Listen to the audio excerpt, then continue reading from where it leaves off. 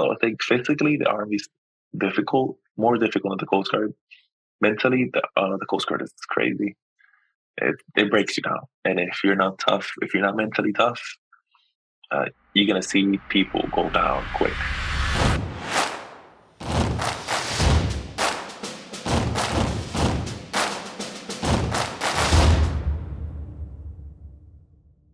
Hey, what is going on, everybody? Julian here, and in this episode, I have the special honor of speaking with my good friend Jose Quinones. Jose is a YN3 in the Coast Guard, about to make YN2, and what's special about this episode is that he is prior Army, so he did a full tour in the Army, and now he is doing his service in the Coast Guard, so he transferred over. So in this episode, we're going to be talking about what life was like in the Army. We're going to be covering things like boot camp, quality of life, just everything about Army versus Coast Guard. So that way, if you are considering, maybe you are Army, I do see a lot of people in the comment section of the video saying, hey, I'm Army or I'm prior Army, and I'm interested in the Coast Guard. So this video, we're going to be covering all of that. That way, you know what it's like going to boot camp, what it's like transitioning, and what that process is like actually joining from prior service, and as well as what life is like when you're actually in the Coast Guard versus in the Army.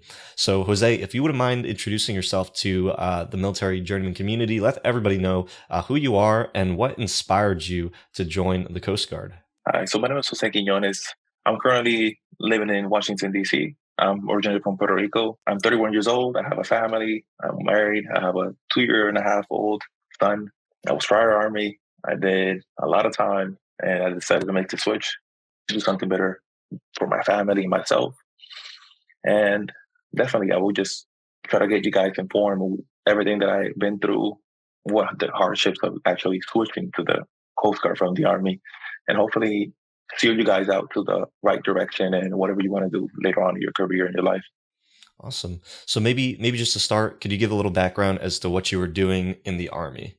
Yes, of course. In the Army, when I joined, I was 19 years old. So originally, I'm from Puerto Rico. I was in college. My mom was paying for some part of my college tuition. So I was doing my bachelor's degree. I didn't feel like I want to go through like paying every month, like $600, $700 a month for my college education. So I want to do something for myself. I want to develop new skills, develop a career in the military.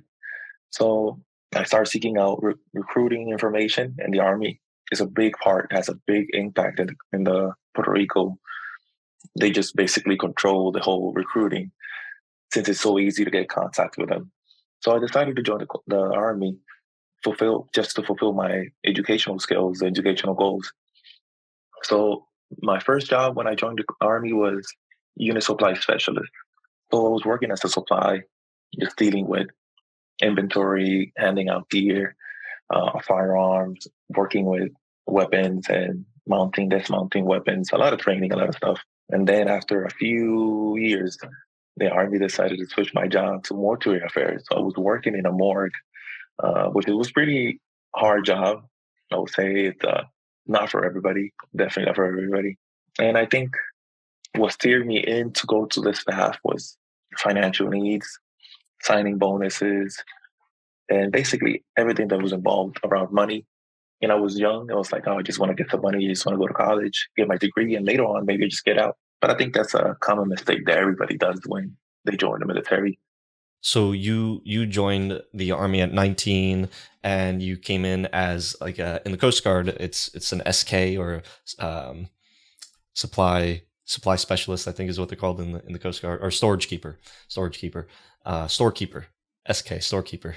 And you were basically doing that in the Army, and that's what you signed up for, or is that what you do like when you pick? So it's completely different as the Coast Guard, as you may see it in the videos. In the Army, you take the ASVAB, they get the scores, and they evaluate what the Army needs at the time. And they gave you a list of available jobs that you qualify for. So there is a numerous amount of jobs. And not in the Coast Guard, we just have a few specialty jobs. In the Army, there's a job for almost everything. So when I joined the Army, I took the ASVAB. I was like, all right, this is my options. I could be like a truck driver. I could be like an administrative job. I could have been a storekeeper, supply. I could be cook. I could have been like infantry, cavalry, scouts, like a numerous amount of jobs. So myself was like, all right, just get a job that can help me out, develop skills, and I can get a job quickly. So it's like storekeeper, SK supply was one of them because it opens, or at least in the Army, supply opens a big realm of job opportunities, airborne, air assault. Uh, you can go ranger, you can go special forces. Like supply is a big job that is very needed everywhere. So, and the Army is different from the Coast Guard. So once you join the Army, you go through basic training, they send you directly to school, which is AIT, Advanced Technical School, I believe it's called, abbreviation. So it could be from 2 months up to 6 months. Mine was 2 months being a unit supply. And it was just learning literally everything about working with logs, documentation, filling out forms, armory, dismounting arms, mounting arms, like weapons, literally everything, working with gear. It's so big. It was a nice experience. You learn a lot. But the bad thing compared to the Coast Guard is in the Coast Guard, yes, you need to be a non-rate, a seaman, a fireman, and you get to see like the dirty work, the not so fun jobs. But at least you get to see in real life what you'll be if you decide to go to a specific rate. You get to see what a BM, ultimates, MK, you get to see them day by day. You work with them day by day. So, the Army's not like that. You have a broad, like an idea. You watch a YouTube video, it makes it sound like it's the best job there is, and you sign up and you go to school. And then you face reality. It might not be the best job. So you had a list of jobs that you could pick. You ended up picking up the supply because it opened up more opportunity, but then they just changed your job. How does that happen in the Army? So the Army has, you have your job, your rate.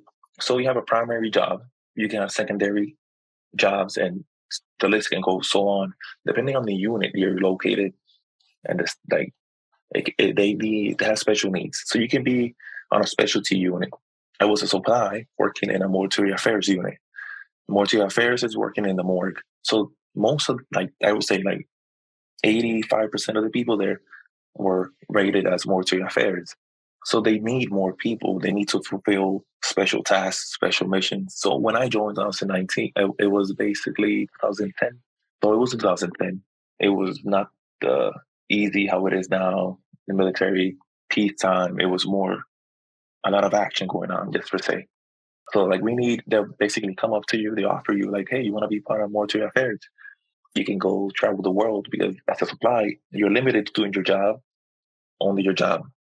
As a mortuary affairs, you need to go to special training, you go special mission, like CDY orders. I've been to Germany. I was in Germany multiple times. They send you basically anywhere that is needed. So it's like, all right, it's an attracting job and it's an attracting opportunity to develop a secondary job, which helps you out promote faster. Because if you only have supply, you meet the list for supply. But if you have secondary Yeomans, you can be at E4, E5 on a secondary job. So you can rank up faster because you have two options to rank up. So all right, so it's another promotion opportunity, which is nice. So yes, I decided to hey, let's give it a try, see how it goes. Later on, if I don't like it, you can get out and become what you were primarily, unit supply specialist. So you can rank up on two different jobs. So you could be an E5 as working in the morgue, and then an E4 as a supply. So once you pick your job, so I was supply, my primary job, and then I picked mortuary affairs. So supply was here, then a secondary UMS becomes the primary UMS. But you still have two jobs on your profile. So you were technically skilled on two jobs. So if an advancement opportunities occurs here, you can take advantage of it if the military needs it, and they'll send you someplace else. If an advancement opportunity comes here, you can take advantage of it and you can move someplace else. So that's what I took. At least that's what the opportunity that I took. So I advanced as a mortuary affairs E5. So I was a sergeant. I became a sergeant as a mortuary affairs, not as a supply. Okay. And so you took that job, and how long did you serve in total in the Army? So I would say at least 5 years, approximately. Okay. And so you finished out the remainder of your time in service serving in the mortuary. Yeah. So I did my remainder of my time in the mortuary, which it was approximately maybe 3 years. So I did half and half. And then at the end, I just went to the IRR, inactive ready reserves, and I fulfilled my time, which it was almost, I think it's a 2 year contract for the IRR. In that process, I decided to look for different options. Since me being part of the active Army was so difficult to transition to the Coast Guard because one of the processes you need a conditional release. The Army basically makes it impossible to you get that document completed, which is just telling you, hey, Sergeant Quinones wants to leave the Army. He wants to join the Coast Guard. This is the expected date. And if he meets the requirement, are you approving his release? The Army will make you go through a numerous amount of command approval just to get that signature. The form only lasts approximately 3 to 6 months. So they do put an expiration date on the form. So by the time you get from here, from the bottom as an E4, E5, from a normal unit all the way to captains and admirals, generals, by the time you get it all the way back down, you maybe have like a month. And how the Coast Guard was when I decided to join, the needs of the service weren't that big. So they didn't need a lot of people. So I decided to just finish my time in the Army, go to the IR. So I made my conditional release. It got approved pretty quick. I would say like in a month, and I got it back, and I went straight to the Coast Guard. So that conditional release is what you needed, even if you are IRR, because if you're IRR, you still technically needed to serve an additional 3 years to complete like a full Yeah. 8 years. Yeah, exactly. So before you can go to another service, if you just did, one tour or 5 years, you still needed to be released from the Army to join the Coast Guard. But you said that process of getting that paperwork submitted through the chain of command was very difficult. Exactly. It was completely difficult. I started just research of the Coast Guard when I was almost at the end of my time. It was something I always had in my back of my mind, like, hey, I want to join a different branch. I'm already in 5 years in, so I might as well just, keep on rolling with it, see how it goes. And I would like to do something a job that I will definitely like to do, not something that the service needs.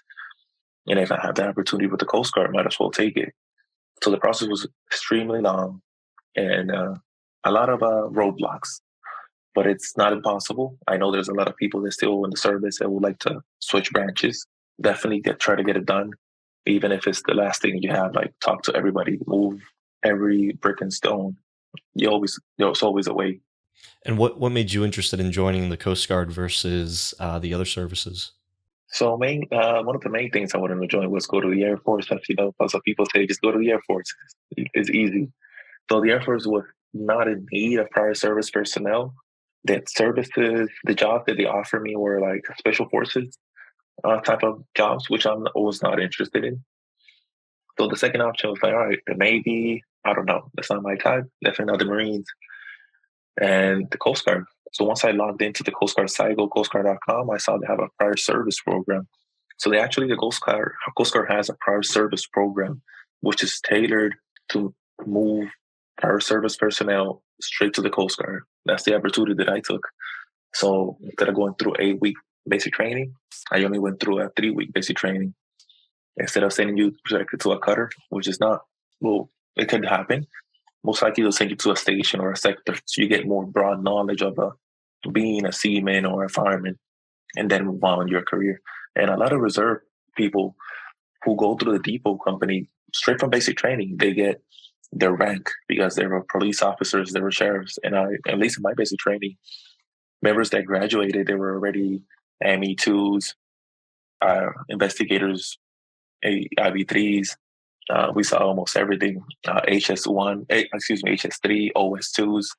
So a lot of people that have prior service, they can go and get this opportunity done. If their job relates to the Coast Guard will definitely move you out and get you straight to the job instead of going through a wait list for a school and going to a station.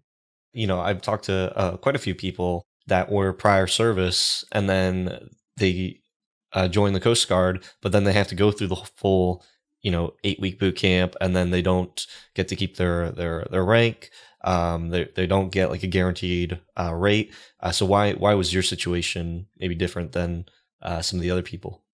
Of course. So one of the things that I saw is my recruiter told me if I wanted to keep my primary job in the Army, which was supply, then I can try to use that to the Coast Guard and hopefully keep my same pay grade or go down one rank so I could become an SK.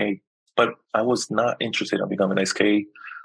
So it's like, all right, just roll the dice, go from an E5 to an E3, and then wait for A school. So that's what I did. But I see reserve, you especially reserve people go directly from being a civilian to being an ME2, BM3, HS3, OS2. Like you get to see all that. And some people take advantage of that opportunity. You don't have to wait so long. And for basic training, they only have a limited amount of openings and it gets filled so quick. And there's only like, I think it's conducted every 2 or 3 months. So it's not like regular basic training that's conducted constantly.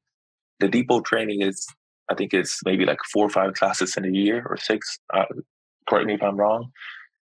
So I took advantage of one of the January 6th class. It was like the recruiter's like, we have this job. This basic training depot opportunity. You want to take advantage of it? And it's like, yes, of course. If I can get it done in 3 weeks instead of 8, it's easier. I already went through basic training. I don't want to go through that again if I don't have to. So I think it So all what? depends on timing. So why not decide to lateral over from the supply specialist in the Army to a storekeeper in the Coast Guard and keep that rank? Yeah, of course. One of the main things was my degree. So I already have a bachelor's degree. I'm working at master's degree. So I wanted to do something that I will be more tailored to my degree, human resources, something that works out more administrative management. And SK, I was really like a supply in the Army. I would say like there's a big responsibility. You're involved with so much money. You could be audited any day. You can be audited literally any time. You're working with a huge amount of financials with the military. And SK is a really good job. That was my second option. If I ever go back, I would be like, if I would be a Yeoman, SK, maybe NIS or an IT. And definitely, if you have knowledge, if you have experience on something, take advantage of it. At least in my particular case, I want to do something more desk related, more administrative related. And Yeoman was the best one.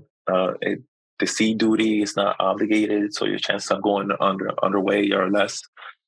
The locations are more particularly in sectors, headquarters, and I think it's more tailored to my family needs. And there's a job for everybody. There's a job for every need. So hey, if you want to drive boats via BM, if you want to fix stuff via MK, like they say, choose your rate, choose your fate. Yeah, definitely want to talk about lifestyle. But before we get into that, boot camp, what was that like in the Army? What was that experience versus like what it was like going through the Coast Guard boot camp? And obviously, with you went through the depot boot camp, so it's a shorter boot camp. For those of you that are interested in maybe the reserves or learning about depot, we had a really good conversation with Chief Lacoste in one of the prior episodes, and he talks about depot and the reserves, so you can learn more about that. But it is a shorter version, but it also, like you said, it's pretty intense during the first week. So if you could talk about what some of the differences in both of the service basic trainings were like. Yeah, of course. So as you mentioned, the depot training is compact, 8 weeks compacted to 3 weeks. The first 2 weeks are insane. You wake up earlier than normal basic training and you go to sleep definitely later than basic training. We'll be up all night just getting smoked, physical training. It's nonstop. It's crazy.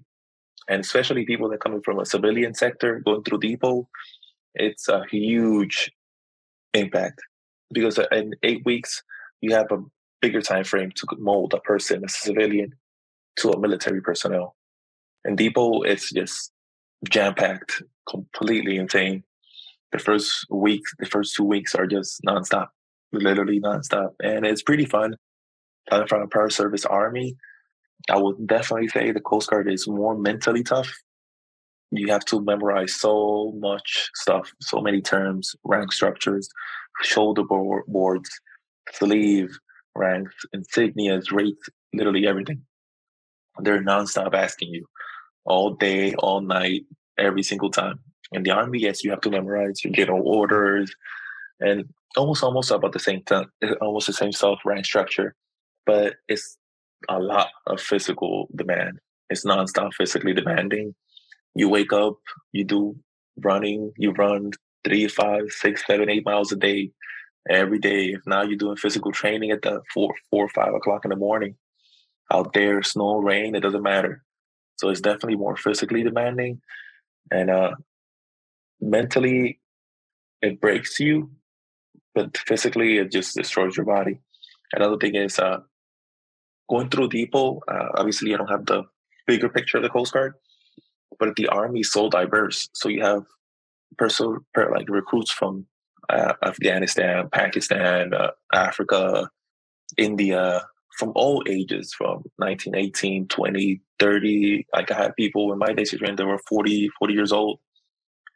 And it's so difficult to work with 150, 120 people in the barracks from different nationalities, different ages, different backgrounds, different mentality, different goals. It's all that. It's pretty tough, I would say, but it opens you up to understand more of the service. It opens you up to understand more as a person, that there's more out there than just your normal day by day lifestyle. Of course, definitely, if you're one of the persons that are good memorizing, and you have like a good normal physical standard, you can go through the Coast Guard pretty easy. If you're not physically tough, the Army training is pretty hard. I imagine the Marine would be worse. But mentally, they do yell at you. They do scream at you. When I joined the Army, it was an all male basic training, but we had no females. So it was a little different. We had everybody in one barrack room. Now, definitely, I don't think they do that anymore. And the other thing is the Army has 5 locations they do basic training. And you have people going to Fort Leonard Wood, Kentucky, Virginia, everywhere United States. So every place could have a different goal. So they could be like, hey, we want to be more running. So our top thing is more physical, more push-ups, more sit-ups. We can be more, mentally tough. We can ask you more questions. It all depends where you go and the time where you go. And the Coast Guard is just Cape May. So they have one standard and they always trying to meet the standard, above and beyond the standard. And definitely they will break you, like mentally tough. It's crazy mentally tough. So for the 8-week boot camp, you'd have to learn, like you said, all your terminology, ranks, rates, and then you'd have to know like piece nomenclature. You'd have to know, ethos, command. So many different little things. All your nautical terminology, all these things. It was that, and they would give you, full 8 weeks. And you'd be studying all in between every little session that you got to try to learn the things that you maybe learned in class that you're now having to learn, because they'll start quizzing you on the stuff. And if you don't get it right, then you get smoked. Do they do that full curriculum in Depot, except it's only 3 weeks, so you have to learn all of that? It's basically the same thing. So once you get there, at least my recruiter told me, memorize everything that you can, because you only have 3 weeks. You don't have time to memorize all this like a regular 8 weeks. So before I actually went through the depot training, the recruiter asked me every single thing multiple times to make sure I was already set to pass. And just physically, I had no problem. So if I just memorize all this, you'd be good to go. We do the swimming, we do the seamanships, they ask you every single time. So it's like the 8-week training, but it's so compact. Same place, you go to the same galley. It's crazy. It's basically all the same. It's just so compacted, so much info, and they drill you every single time. You get smoked. You get individually smoked. You get punished for whatever reason there is. And there's, at least in depot, you have adults. So most of us are already 23, 24, 25. Most in my depot training, we had 2 doctors with two recruits with PhDs. So we have a lot of adults, professionals in their careers, sheriffs, police, marshals. We have a little bit of everything. So from the first 2 days, we figured out the whole thing. So we were pretty much good. We woke up before they actually got to our room. So we were already standing there waiting for them. And they'll be like, hey, you guys got to be in bed. We have to wake you up. But we know the game. It's just a game. So they try to find ways. So even if you do good, they're just going to find something or make up something just to punish you in a way. So you learn and then you get exhausted. So yeah, I will say it's basically the same as 8 weeks, just really compressed. I'm gonna have to drop a plug for the Coast Guard Bootcamp Survival Guide. If you want to show up to your depot class with everything prepared, definitely you can get that book down in the description. It's on Amazon, so it's really helpful. And wasn't out when you joined, but definitely think that would have helped. So do you get reverted in depot? Because during regular Coast Guard boot camp, you could get reverted, you could get sent to ramp. Ramp, now I believe is like a week long. When I went, I think it was around the same time that you went, because you went in 2015 to boot camp. I think it was 2017 or 16. 2017. I really don't remember. It was Okay.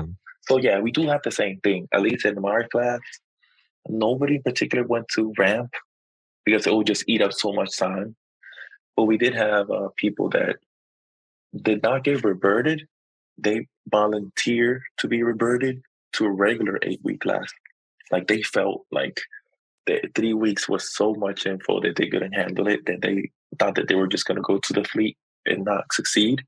So they voluntarily decided to basically quit, go to an 8 week class.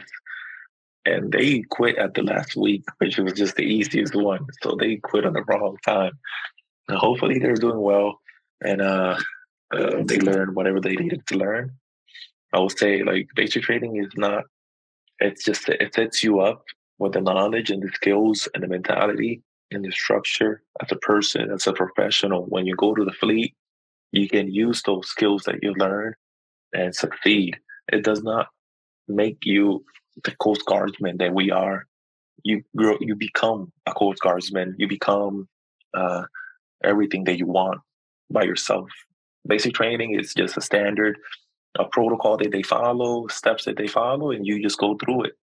And definitely don't let basic training overwhelm you and feel like if you didn't succeed in basic, you're not going to succeed in the fleet. Because I've seen people, they cannot be the smartest or the brightest or the most high speed, but they do amazing stuff.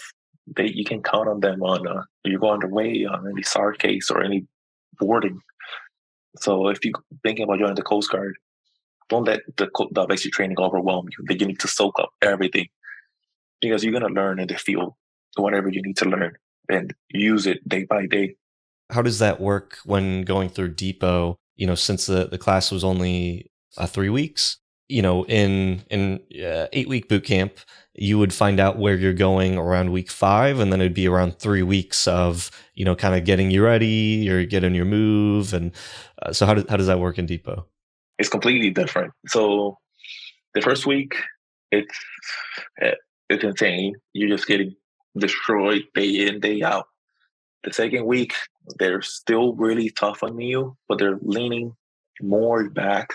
It's just so fast that you one day they just, here you go, put the places that you want to go. Like the dream sheet, places that you want to go, put why, any reason why, and let's see. And I will say that we got our picks on Friday of the second week. They're like, hey, you guys are going to go this place. They just send you out to a room. We only had like 5 active duty personnel. Most of them were reservists. So I think it wasn't too much trouble. So all 5 of us went to a room. They just hand out the orders. Here you go. This is where you're going. You have 30 minutes to call your family, let them know where you're going to go, and start making arrangements. And that's really what it is. I call my wife, like, hey, we're going to Ocean City, Maryland. We did not know where Ocean City, Maryland was. So they're like, another thing is in basic training, on the 8 weeks, you earn leave. So you do earn leave. So you earn at least 5 days of leave. In depot, you do not earn any leave. So you get owed the government leave for whatever time you take if you're trying to travel. So me coming from Puerto Rico, I definitely needed to take leave. So I took 5 days of negative leave, traveled to Puerto Rico, get my stuff, figure everything out. Then we moved to Ocean City, Maryland. They picked up our stuff. We met them over there. We got our spot. I will say it's really tough. It's really fast paced. So I only had 2 conversations with my wife. Letters, I would say maybe 3 letters because it's only 3 weeks. By the time you have time to make one, and you have like 10 minutes, and they just turn off the lights. And then by the time it goes out and it comes back, already 1 week has gone by. So there's no communication through letter, maybe 1 or 2 or 3. And phone calls, I would say I have like 2 or 3 phone calls, like 20, 15 minutes just to get my household good squared away, like tell how we are, everything's going fine. And, just finish up. I would say the last week of depot is pretty good because you're by yourself. So at least in my class, we had so much professionals. They just let us do our thing. During the day, we did whatever we had to do, get our sign-offs, like, hey, we would talk to our who was in charge that day of our basic training, like, hey, I need to go to the admin shop. They're trying to figure out my orders. Hey, go with one of your friends, come back, or go back to child. So we have a very good leadership, independent, and they make it pretty easy. I'll say the last week is not so bad, but the first 2 weeks are pretty tough. And compared to the Army, it's completely different. The Army is like, like the Coast Guard. You go through it, they gave you orders. You definitely do not get to pick where you want to go.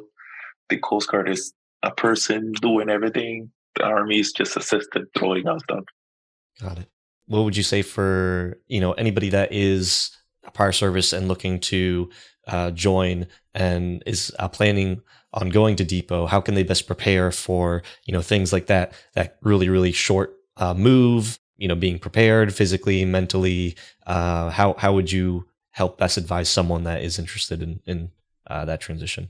So like you said, at least on your basic training bootcamp guide will slickly help them out. It's just the same thing in a short amount of time. I would say memorize everything.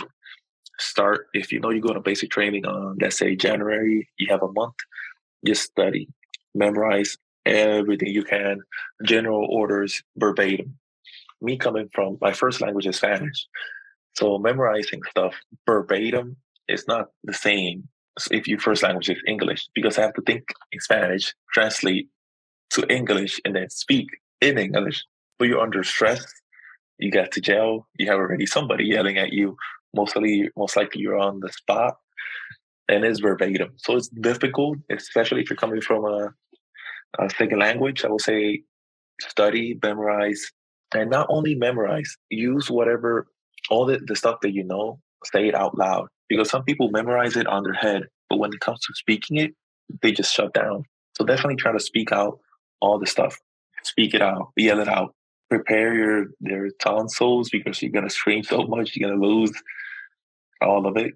Your voice. And be prepared with vitamin C's because you're gonna get sick no matter what. And I think one of the baddest things for some of the people is that we go directly to a physical fitness test. So from I think the second day, you do the PT test. And if you fail, they give you another shot. If not, you're done. You're out. Like physical fitness is something, the PT test specifically is very, it's what it is. There's no like, they're going to give you like a 5-minute pass. You're good to go. No, they're like there by the book, which is the right way of doing it. And I think it's pretty nice that they go through like knocking people out from the beginning, because if you're going to a basic training, you should be physically prepared, mentally prepared. And it's sad that people go through this process, most likely taking the opportunity of somebody that could be prepared, and they just show up thinking they're gonna hand out basic training. And definitely, if they go through your book and read whatever all the insight that you give, the tips and tricks will help them out. And compared to like basically the short amount of time, have an idea that the first 5, I would say the first 5 or 6 places, let's say you make a top 10 list of wherever you want to go, most likely you're going to get one of those top 10. It could be the top 5. Have an idea, be prepared, try to figure out everything before you go. Like, hey, Let me get some of my stuff already in boxes. Let me talk to my wife. Let me get my bank account squared away. Let me get like basically everything. Because when you leave, you just leave. There's nobody's waiting. And swimming was something that I would say half our class failed. It's something that you just gotta practice. It's tough. And what I saw is everybody jumps at the same time for the platform, and the water is just crazy, and it makes it difficult. So if you're a bad swimmer, maybe wait till the end where the water's calmer and do your thing by yourself. Definitely swimming is something that most people fail, unfortunately, and they need to get it in their head that when they go there, they're not gonna just hand it out. With the 8-week boot camp, the people that struggle with swimming, they go to remedial swim. How does that work with Depot? Yeah, it's exactly the same. They go to remedial swim. I think they go for like the first week. So they go like 5 times, 6 times in the morning. Some of them, they skipped out on getting smoked because they go to remedial swim. So I guess it was something good. And when they got back, they got smoked again. So, but it's the same thing. They go to remedial swim every morning. They come back and you can see at least half of our, I would say like 35% of our class failed. Most of them passed on the second chance they had because they're pretty good instructors and they teach them baby steps of how to pass it, and people learn, and it's pretty good. And do you have like any collateral duties? So the 8-week, you'd have, maybe like you're a yeoman or squad leader, or you're the linen person. Do you do that with Depot? Yeah, so it's all the same, and you definitely. I think the hardest one in the job is being a yeoman. Our yeoman got destroyed through basic training. He was a doctor, and it was pretty tough. And he was an older gentleman. He was around almost 40 years old. So it was not what he expected a yeoman to be. And yes, we did have all those collateral duties. Myself, I was part of the linen duty, which I felt like it was pretty good. It gave me like an hour break just to go out, get the stuff done in the morning, come back, eat breakfast, come and help people out with the linen, get it squared away. I think it's a really good. If you were to pick one, I would say me personally, I will pick that one again. And then we did the night duties. I believe it was you had to like overnight duty. Yeah, we had that also. And that was for the full 3 weeks, because I believe in the 8-week boot camp you would start your standing watch after maybe week 2. You'd start to do it week 3. So how does that work for Depot? So I think there was already somebody doing it when we got there. So I think we got the first week off and we started the second and the last week. So I did it those 2 weeks straight. I think we got like a week break. So it was all the same, they wake you up, you have like a specific time, you'll be out there cleaning. It wasn't so bad. It was pretty nice. You just gotta be alert, be conscious of your surroundings, and hopefully everything goes well. Yeah, when you look when you think about 3 weeks, I mean, 3 weeks just happens just like that. But like when you're in the moment, that they say the days are long, but the weeks, I don't know, are the weeks longer? The weeks are short, the days are long. But Yeah. So like you said, once you think about it, like when my recruiter's like, "Hey, you can go through 3 weeks," man, that's super easy. You can get that done in nothing. But once you're there, like 3 weeks feels like a month, 2 months, almost 2 months. So it feels long because you're waking up earlier than basic training, and you're going to sleep later on during the night. We'll be up so early, earlier than anybody in the whole base, and we'll be up there till so late. We'll be dead. You just close your eyes, go to sleep, you wake up, rinse and repeat. So it's still 3 weeks. It's still tough. Don't get complacent if you're gonna go through the evil. Think it's just a walk in the park. Because I saw people that were Marine, Navy, Army, or other prior service, and they know physically the Coast Guard was not the hardest, but mentally they never thought it would be so demanding. So they came in like, hey, this is just a walk in the park. And once reality hit them, it was not a walk in the park because there's a lot of stuff going on pretty quick and it's pretty tough. So I would say, don't think because it's just 3 weeks, it's just, easy. So the final verdict, which boot camp do you think is more difficult, the Army boot camp or Coast Guard boot camp? It's two different things. I would say like the Coast Guard mentally, man, it's crazy. It's super hard. Physically, the Army, when I joined, it was very tough, like physically tough.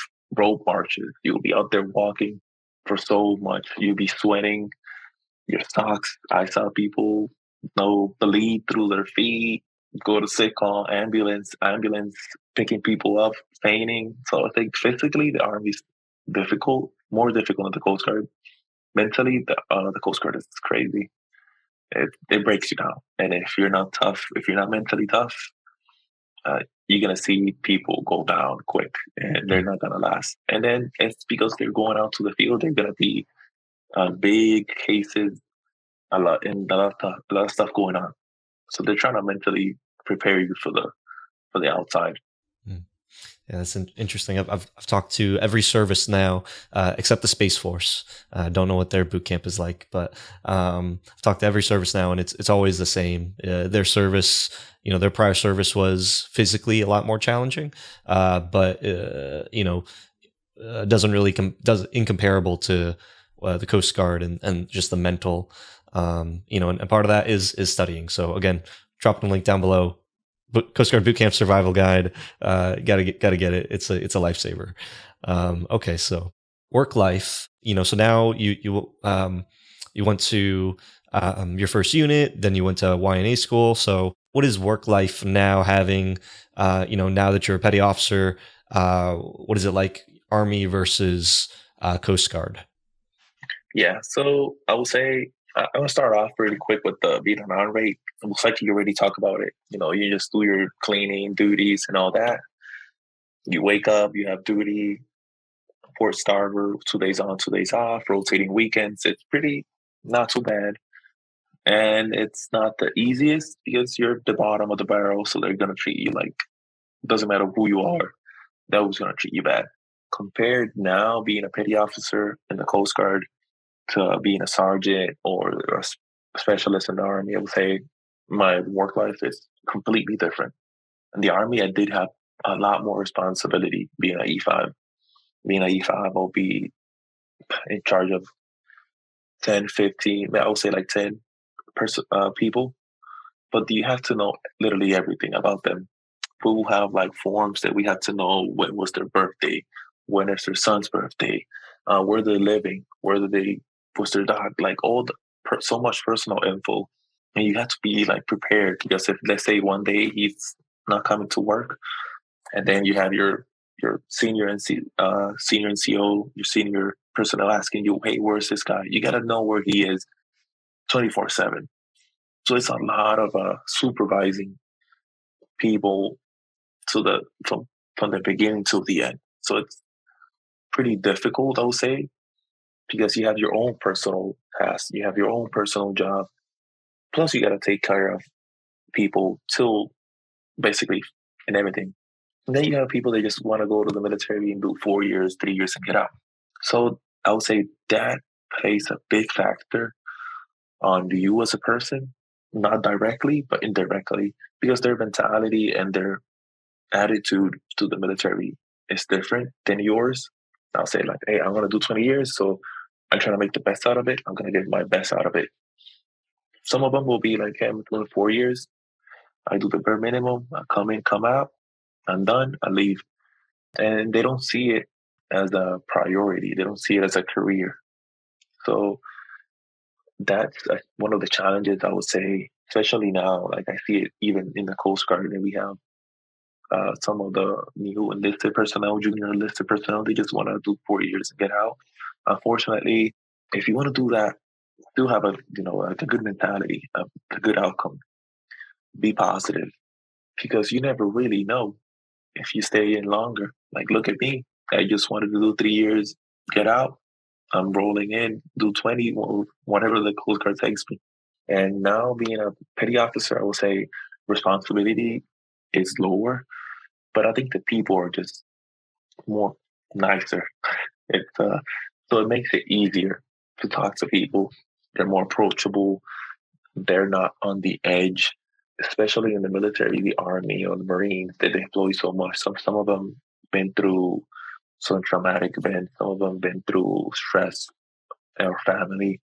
So it's a different culture, I would say, and a different style of leadership and management in the Coast Guard compared to or at least to the Army. It's pretty nice. People in the Coast Guard are sometimes by first name basis. They talk to you. They let you know what their needs. If they have a problem, they'll talk to you as a person, no matter what rank. If they're just trying to get it done, do their job, do 20 years, or whatever they want to do, and you're trying to do the same thing. So everybody's helping everybody out. So I definitely see the Coast Guard as a federal civilian, like a federal military job. So it's, at least being a yeoman, it's pretty nice. I spend more time with my family. I come in every day, every night, spend with them. Duty is nothing, and schedules schedule's pretty good. Telework is pretty nice. So you have all that flexibility that I did not have in the army. With the army, even as whether you were a store supply specialist or working in the morgue, did you still have to do the like morning roll calls, the daily PT, all of these things, and what is that like compared to the Coast Guard? Yeah, so in the army is a lot of I would say micromanaging. So you do a lot of formation. So you wake up, you do PT formation, they do head counts, they see how who's there, who's not there. Then they do PT, you change out, you come back, you do another formation. So it's constantly formation, and formation's just the structure of enlisted personnel's divided by their platoon sergeants, and they take accountability, who's there, who's not there, and what is the reason they're not there. The Coast Guard, I would say, as a non-rate, we did have like morning reporting. I would say head counts, but apart from that, now being a yeoman, I just come in, do my job. I talk to my supervisor, my manager, and let them know like, hey, I'm here, or they see me available on Skype, and I just get my job done. Which I think it builds a lot of independence as a person, especially if you're young. It's good to have that type of availability just to be independent. Show them that you can work by yourself, that you don't need somebody micromanaging all day, every day. And what is the quality of life like in the army versus the Coast Guard? So the quality of life, I would say, is almost about the same. We do get the same benefits. We get the same, all the same pay. It's all the same. The quality of life, I would say, like I felt more stressed when I was in the army. I had more responsibility. The schedule was not the best. The duty was not the best. And then I would say being rated in the Coast Guard, you do your job, even if you have to volunteer or if you have to do like special stuff. But at the army, you could be a supply sergeant or supply specialist, and then they just need you to help out with the vehicles. And you just go out there, help out with the vehicles. You can do like another day, they'll like, hey, we need to pull up this tent, and they just drag you out to pull up a tent. So they take you out of your job to do multiple jobs.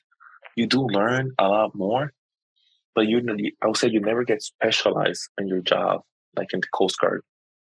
The Coast Guard, you learn your specialty, and then you become an expert at your job because you're doing it all constantly. Even if you have like different duties, it's never gonna be like taking you completely out of let's say me as a yeoman, I would never be fixing cars. So yeah, the work life definitely balance is the best. My schedule, my leadership, my management, my supervisors, everybody's super nice. As I will say, it's one of the best decisions I ever did, just to switch out. And if I could go back, I will still think about going to the Air Force, but definitely, I think Coast Guard will be top not one, number one. Do you think, as far as career wise, you brought up 20 years, a few times now. Is 20 years in the army as either supply or working in the morgue something that is that you see as being really doable and maybe easy, or versus, let's say, the Coast Guard and being a yeoman and doing 20 years? Do you see a big difference in that? Definitely, like you said, being in the Army, I imagine the Marine, like tougher, I will not say tougher, more challenging uh, military branches. it could be difficult to do 20 years because you just have so much going on, and some things are not under your control. Something happens around you, you can be involved in something, or you can have a bad supervisor, or you can have somebody that's a bad manager, and every single thing can make you steer away from your career. And it does get easier in the military once you rank up as a every branch. And I will not say easier; it'll be less duty related. So you're not gonna be doing, like E3, E4, like the starting out jobs. You're gonna be more managing, supervising. So the army's all the same. It's going back. I would say I could have done 20 years in the army. Would have been easy. Definitely not. Who knows where I would have been? How many locations I would have switched out? Like work, I couldn't be like already like 20 years. You can be in 8 different spots. In the Coast Guard, you can be 20 years, maybe 4 or 5 different spots. They try to balance out your life and your career. So definitely, I say the army would have been difficult. Yes. Coast Guard, I see something that myself could do and that most people could do, depending on which rate. Definitely, you pick. If you have a difficult rate that ranks up slow, unfortunately, if you don't meet, then the Coast Guard needs, you could be hard tearing it out. The Coast Guard can kick you out. So definitely pick your rate, your job, and look in at every point that you can. Don't do a job because it's just fun. Because fun for 20 years could be bad after 5 years. Do something that will give you a career outcome, a career goal, long, short, medium goal, and long term goals. Definitely look at everything: advancement potential, location potential, duty, where you're going to be stationed at, what type of duty would you do, what type of sign-offs, RPQs, EPQs you need to get done, what type of qualifications. It's not just, hey, I want to fly helicopter, I want to just fake helicopters. It's just that. There's more that goes into it. And I would say like everybody should just do research, follow your guides, watch your videos, and get informed, make the right decision. Right now, I mean, you said that you're going to grad school. You have a beautiful family. In the army, is it normal to be able to go to college? I've heard from some of like people in the Marines, or it's just like college wasn't really even something that they could really even consider. Like they were just moving so much, and it wasn't ever anything that they were really pushed to do, and they weren't really educated on in the army. Did you have a lot of opportunity to be able to try to finish school versus what it's like in the Coast Guard? Yeah, definitely. I would say, at least in my part, I got 90% of my degree done when I was in the army. So it's my bachelor's degree. So I would say something definitely doable. I think it all depends on your job, your location, and I would say, how good are you at your job that you can find time to dedicate to college, especially now with a lot of online universities. They make it easy and tailored to your schedule. Some people, unfortunately, I would say not everybody, some people just take time and their time off. They just want to relax. Some others just want to play video games. Some others just want to watch TV. You can do all that, but always find, I would say, an hour just to do some college work. There's something that if I could still go back and I would tell everybody, college is something that nobody can take out of you. If you take one course a month, just do it. One course a month over whatever amount of time, it becomes a degree, and it will help you out in your military career. It will help you out if you want a federal job. I would say the army did not push so much the educational because you had so much going on. So yes, it was possible if you just push yourself. And same as the Coast Guard. Like right now, if I don't ask, I don't go to college. Like it comes out of you. You gotta find the educational officer. Like talk to them. Hey, where can I go? What's a good school? How much is TA? Do I have to pay out of pocket? All that. Talk to your educational officer. They can help you out. And I would say now, definitely, online universities are pretty flexible, and It's easy to get a degree. I'll say like you just got to dedicate at least 1 or 2 hours a day, not even every day. I'm doing a grad school and I dedicate maybe 4 hours a week, 5 hours a week to my one class a month. So I try to take one class a month. It's more strenuous, of course. Is there a lot of papers to get done? That no doubt, but it's doable. Just find time instead of watching an episode on Netflix. Just dedicate an hour reading, and there's something educational that helps you out as a person because you learn so much about different perspective of everything. Like it's a universal knowledge that will push you out to learn something extra. Yeah, because at least on my part, once I find something, I go through like a rabbit hole and I just start digging in, and then I know some facts that I never did needed to know, but it could be handy. So definitely, yeah, especially if you're in the Coast Guard, go through everything you can to start your degree. Go online, find like a military friendly university and take one class and then work to two. If it's still easy, 3 classes. The Coast Guard will pay for it and you just gotta dedicate time. Awesome. And you're also a yeoman, so I wanted to talk about since we haven't had a yeoman on the channel yet. What is you are our honorary influencer yeoman, Coast Guard influencer yeoman. Congratulations. So for all the future yeomans out there, if you wouldn't mind helping to educate our audience, what is it like being a yeoman? Why would someone pick yeoman over maybe any other rate? Of course. So I'll talk about why did I chose becoming a yeoman. I'll say the main thing that I decided between being at least in my case, an SK or a yeoman was the availability to be helping people. Me going through the process of switching from the Coast Guard, I mean, from the Army to the Coast Guard was so hard. I left basic training without ID card. I had problems getting with my move. Like going through all those struggles, unfortunately, there was a bad yeoman behind something. I decided to make a change. It's like, hey, I want to be a yeoman. I want to help people out the right way. Even if it takes me 30 more minutes than it would take me, I'll find an answer. I'll try to help them out. So being a yeoman, it's something really rewarding. Sometimes you don't see it, but you get to like help people out in a way that is pretty like you definitely feel like you're helping some people out. At least I work at the Coast Guard headquarters and personnel service center. I work at the reserve personnel management, so I work with the reserves and inactive ready reserves or individual ready reserves. So we work with them all the time, and some of them are already like out of the service and they need their point statement because they want to have education. They want to have like a BA loan. They want to do something for their own personal life because they serve this country. At least they could take the benefits. So we help them out get those benefits, and it's a really rewarding job.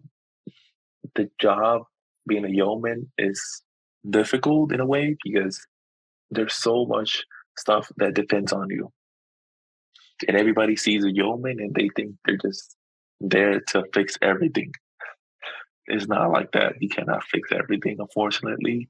There's yeomans that work under different departments that can help you specifically.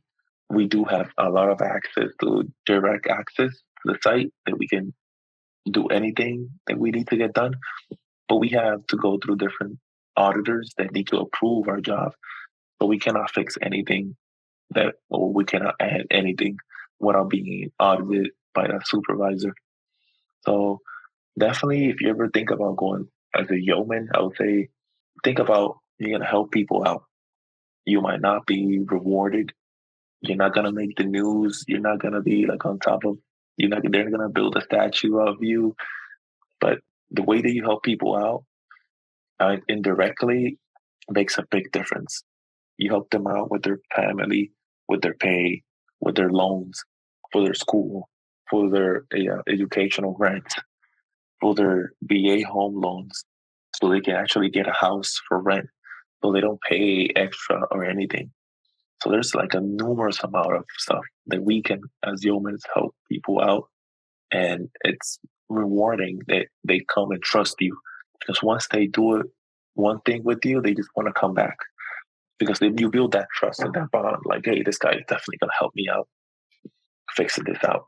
And that's something pretty, you feel that reward of like, hey, this person trusts their family, their career on me. It means I'm doing my job right.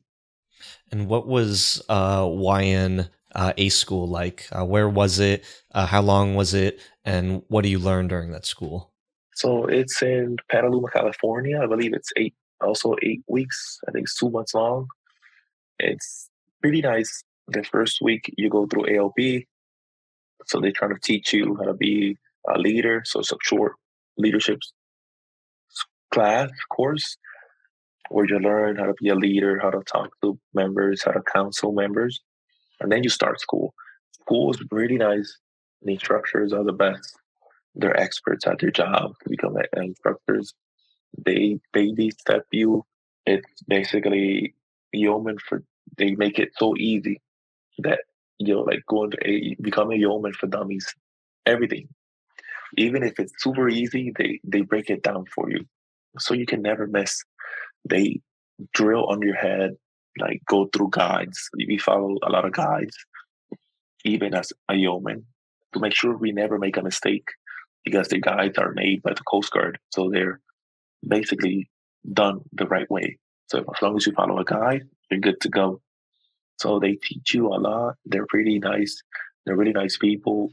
The schedule, I would say you wake up, you go to chow like at 7, you start class at 8, and usually you leave around 3 to 4 o'clock. You go to the gym, you come back, eat chow, and then you have your own personal time. You have to do some assignments and some homework.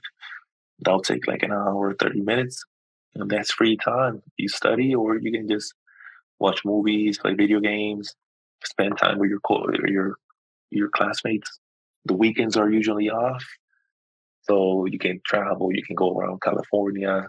You can visit nearby places. And I would say like A school, don't be worried about it. When I was about to go to A school, I started doing the research, and I felt like, oh man, this is gonna be hard. There's so much information jam packed in this course, and it's like I said at the beginning, it's just like the core of the job. They're not trying to make you an expert at the job. You become that expert, and whatever you gain out of it, you memorize it and you put it to practice. How do you know where you're going to be going? Is it based off of your prior unit? Is it based off of time in service or your test scores? So at least in YNA school, it changes a lot. That's what I've heard from other Yeomans. I could talk about my particular class. They give you a list the first Friday of the week of YNA school of my class. Let's say it was 25 members. So they give you 25 picks. So they're exactly counted. There's not one less and one more. And they tell you you can talk to each other, try to figure it out, whatever you're gonna put. But at the end of the day, you have to do it through DA, so direct access.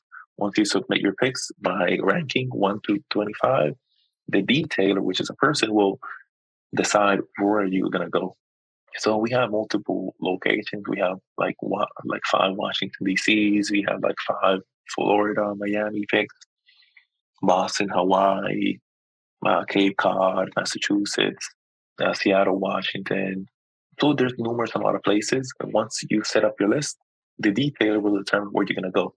So we believe, at least in our class, it looked like they went through priority. Like if you're in a boat, you have a higher priority. But if you have your marks, they're not so good. It could bump you down on wherever you want to go. Because we saw people they were from a boat, but their marks were not really too good. So they did not get their top pick. Some of us that we have better marks, even if we came from a station or a sector, we got our top 3 to 4 pick. So definitely, if you're non-rate, work on your marks. Work on building your marks, and it's something that you're gonna keep on doing on your whole career, anyways. So once you build that structure of, hey, every 3 to 4 months I have to do this. Let me write it down with data, with numbers, with facts, with quantitative information. It's going to help you out. And don't settle for 4 or 5. Try to push yourself for 6 and 7. If you believe you deserve those numbers, push yourself, write it down, provide valuable facts, because even if you're a non-rate, it can help you out where you're gonna go. And what type of units do yeomans end up at? So becoming a yeoman, we can work at air stations. We could be in a small SFO, which is nearby station. So it's like a small, I would say, sector slash station. We can also work at stations, sectors, air stations, headquarters, Topeka, PPC Topeka, Kansas. We're everywhere. There's yeomans in London. There could be yeomans in Hawaii. There could be a yeoman everywhere. It's not like being a BM or MK, which they're in station. We have multiple locations in the geographical area. We mainly go through, I would say, big cities like Washington D.C., Boston, Miami, Florida, like California, like big cities where a yeoman is definitely going to make an impact. You brought up a few different ratings like BMs. BMs might have a variety of different jobs that they might be doing. At a station, at a sector, on a cutter. What type of jobs can a yeoman do at different units? So, because as a yeoman, you could be an admin yeoman, which is administrative yeoman, which is working directly with members. They come in at a specific time that they have scheduled for 8, and they come in for reenlistments. They come in for paperwork for adding dependents, their son, their wife, they got married, or they have questions in regard of leave, travel, PCS orders, a little bit of everything as an administrative yeoman. Now the Coast Guard has created a new system where we had an admin yeoman, which is administrative, and face-to-face, and we have a service personnel yeoman, a SPO yeoman.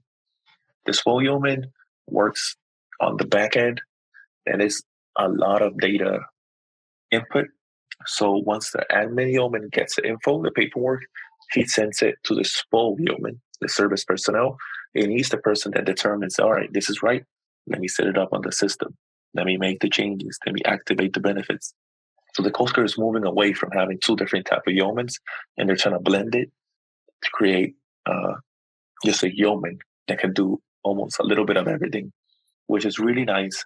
Now you can pick, instead of being an admin, you'll be doing SPO. So you're doing a little bit of everything now, which is really nice as a yeoman. We also have yeomans that work at the headquarters. They work in different departments of the Coast Guard. So enlisted personnel management, they're working directly with employee reviews. So they see all members' employee reviews and they see if they're done right, if they're written right, if there's something wrong.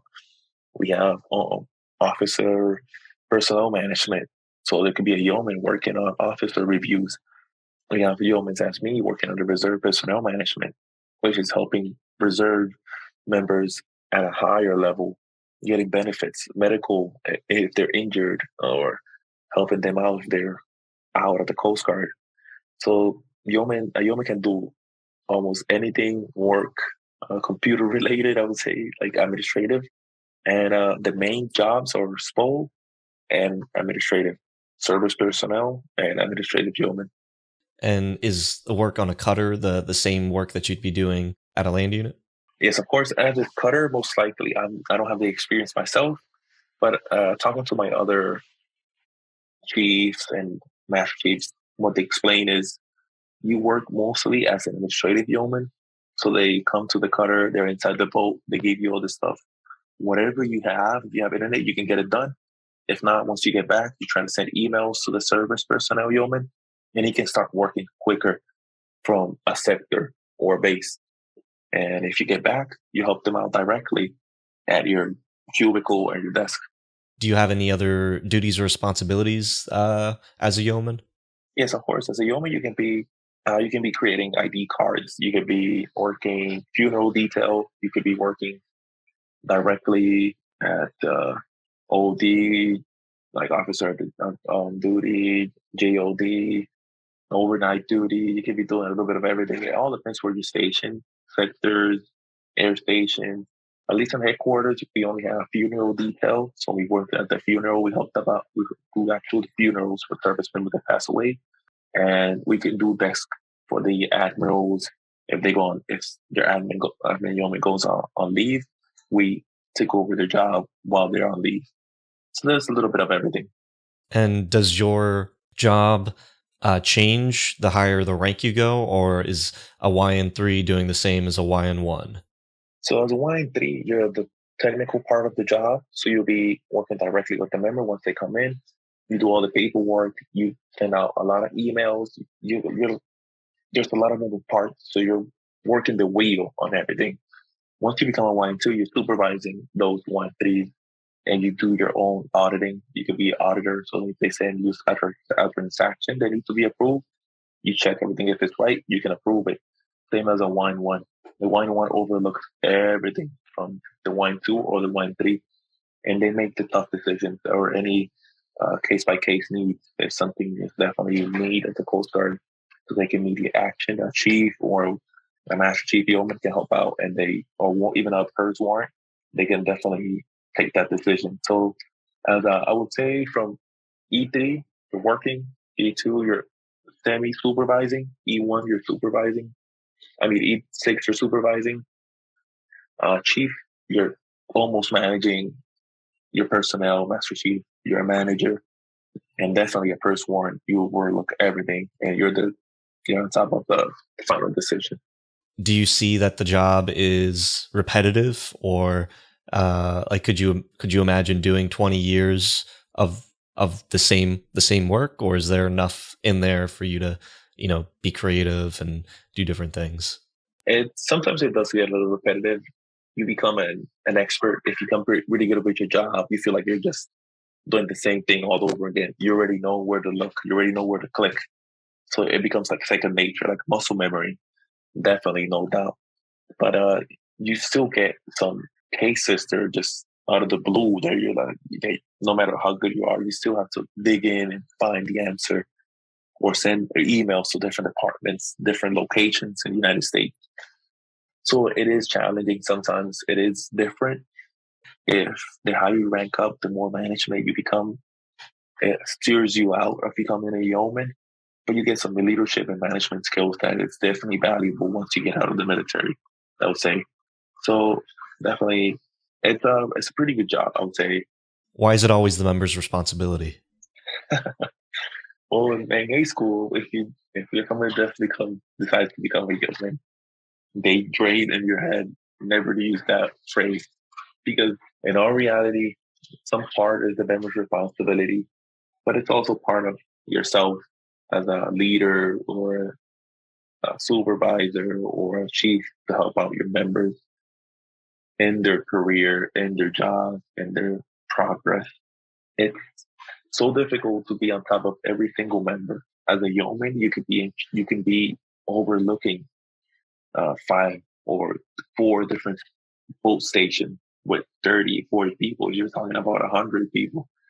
So it's definitely the members' responsibility to be on top of their awards. Like, let's say if I got an award, let me send the email to the yeoman, not just have it and hold on to it and expect the yeoman to know. Or if you go underway and you know you got overpaid, like, hey, this doesn't seem right. Let me talk to the yeoman.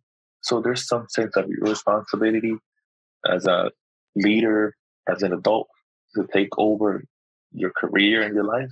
And then we can help you out on literally everything else because we try to catch everything. So so we develop a lot of Excel sheets with awards and times, and it's a lot of stuff. And we can see who deserves an award or a good conduct medal, for example. But sometimes your name can get passed over or the laptop shut down, for example, and then we don't see it. But if you know, like man, I think I'm missing an award. Let me talk to my yeoman. So it does fall under you to help get your stuff Because if you go through a board and you don't have the awards, if you don't have anything on your digital record, and then they're like, "Hey, what's your stuff?" You cannot blame it on the Yeoman. It was your responsibility to get everything digitally like digital, because you're the one that decided to go through the board, and it's your career that's in the line. So definitely, we do the best. We do the best that we can, and unfortunate people think it's just members' responsibility. We see the other way. It's our responsibility as leaders and future leaders to help everybody out and get everybody in the great page. And for those of you that might be wondering, what is this members' responsibility? It's a running joke in the Coast Guard, as well as a reality. But it's a slang, a saying that's thrown around a lot. Whenever something doesn't, whenever something needs to get done, it's always members' responsibility. So it's a trope, I guess, in the Coast Guard. Same as like, choose your rate, choose your fate, members' responsibility. But what are some of the most frustrating parts about your job?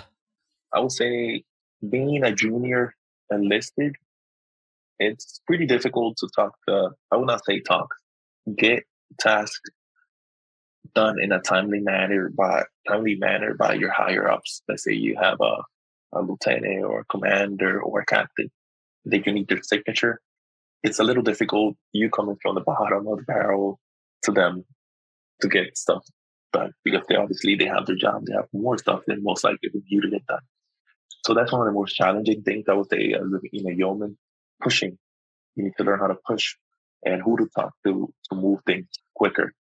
Talk to your chief, talk to your 1-1, like, hey, I still need this. Can you help me out? I'll say that's one of the things that makes it difficult. Another thing will be, not me particularly, but I see something that other people fail is being organized. Or like if you're a yeoman, if you're organized, you'll be good. If you organize everything, if you have tracking of every single form and document, if you have check sheets of, hey, let me see that did every single step correctly, you will succeed.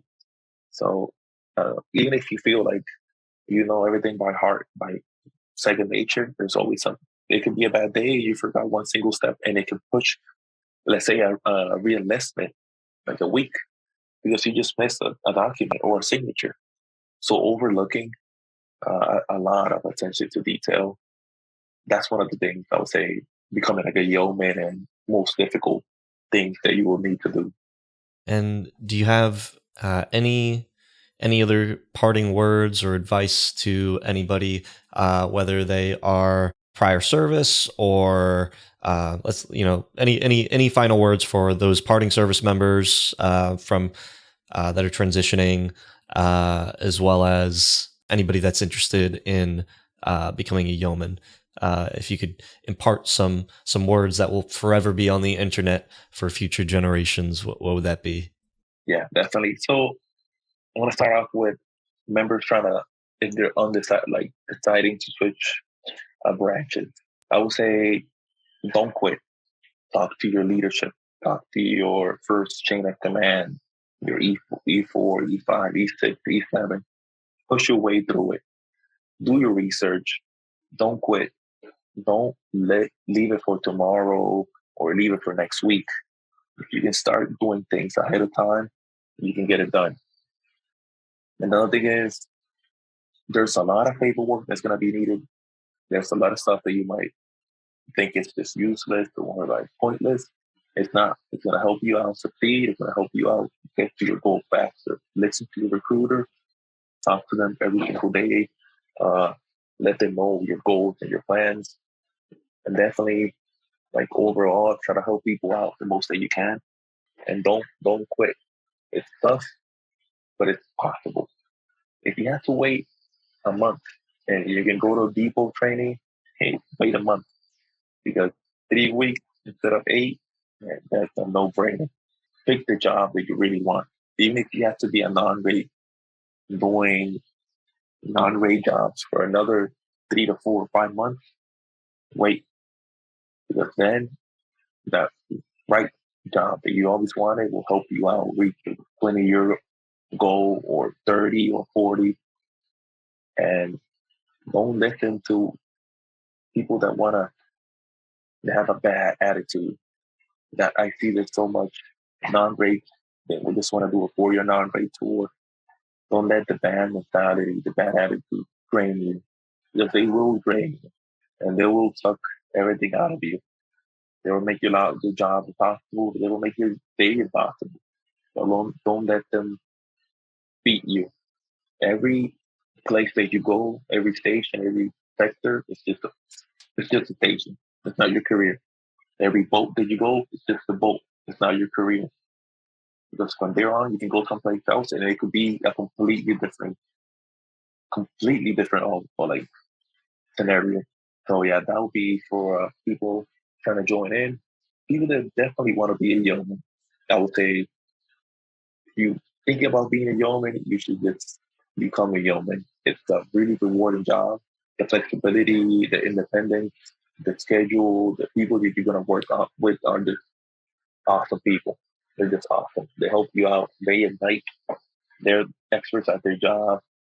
They know everything they can, and they're pretty good. They help you out on everything. And I could say that the chiefs that I have worked with, and they have helped me out immensely.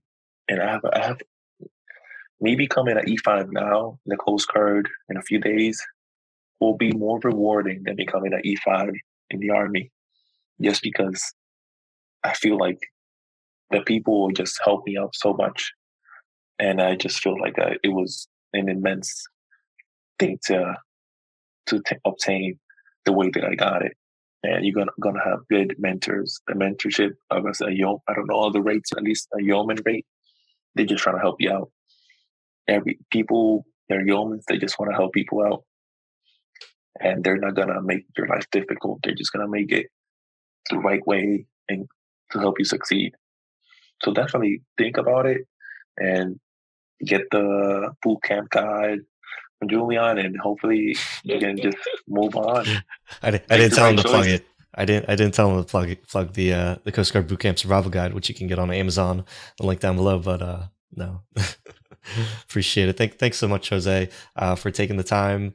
And yeah, anything else that you want to share? Well, I would say just, hey, if you think about joining the Coast Guard, do it. Don't overthink it. Don't look at any other branch. When you're gonna get out of the Coast Guard, it's gonna be more rewarding and it's gonna help you out in the long run. And on top of that, just push yourself on everything, on every goal, educational goals, military goals, professional, no matter what you want to do. Everything is possible. Just put your mind to it, put some time to it, and you can get it done. I think that'll be all. Awesome. Well, thank you so much, everybody. I hope you enjoyed. If you did, be sure to like the video, subscribe. If every once in a while when I do post an occasional video on this channel, but definitely let me know in the comments down below if you'd like to be able to see anybody else. I'm going to try to crank out some more conversations for you guys, since I'm actually in the process of separating as well. So I want to definitely fill this channel up before I do get out for you all. So thank you so much. And until next time, talk to you all later.